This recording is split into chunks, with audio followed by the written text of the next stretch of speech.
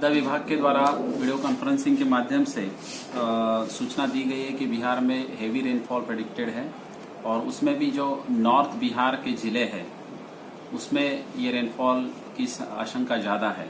तो आगे आने वाले 72 घंटे में सभी मधुबनी के नागरिकों को मेरी अपील है कि वो सतर्कता बरतेंगे। विशेष तौर पे जो हमारे बांध है जहाँ पे कट एंड प्रोटेक्शन का काम हुआ है वहाँ पे वल्नरेबिलिटी ज़्यादा है, तो वहाँ के गांव, वहाँ के पंचायत जो है वहाँ पे आप सतर्क रहेंगे। रात में विशेष तौर पे पूरी सावधानी बरतेंगे।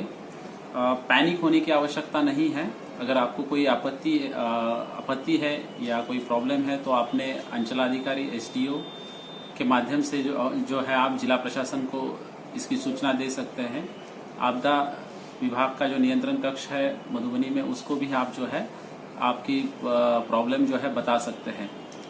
विशेष तौर पे बच्चों का ख्याल रखिए और जो वृद्ध नागरिक है उनका भी आप ख्याल रख सकते हैं। धन्यवाद।